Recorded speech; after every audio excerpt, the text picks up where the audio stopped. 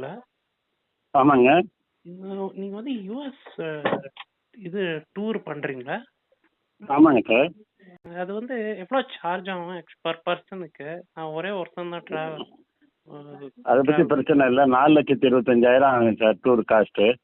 Okay, இது visa சேருமா இல்லை ஃப்ளைட்டும் சேருமா? விசா சார்ஜோட சேர்த்து ஆகுது. ஆனால் விசா சார்ஜ் டூருக்காக 390 வாங்குறோம். விசா சார்ஜ் 35,000 வாங்குறோம் சார்.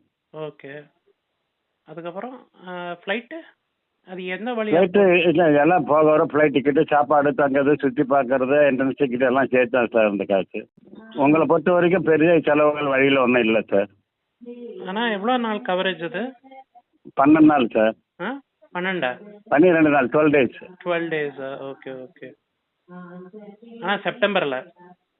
ஆமாம் சார். நீங்கள் நீங்கள் எங்கேருந்து பேசுகிறீங்க சார்? பெங்களூர்லேருந்து. சரி, இப்போ நீங்கள் என்ன பண்ணிட்டு இருக்கிறீங்க சார்? நான் வந்து வேலை செய்கிறேன் ஒரு கம்பெனியில். எவ்வளோ சம்பளம் சார் உங்களுக்கு? சம்பளமா? இது வந்து ஏதாவது சம்பளம் லிமிட் இருக்கா இதுக்காக?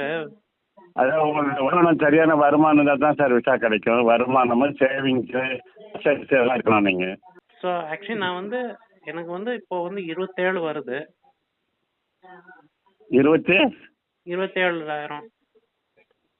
அந்த சலுக்கு டூர் போக முடியாது சார். அது அமெரிக்கா டூர்லாம்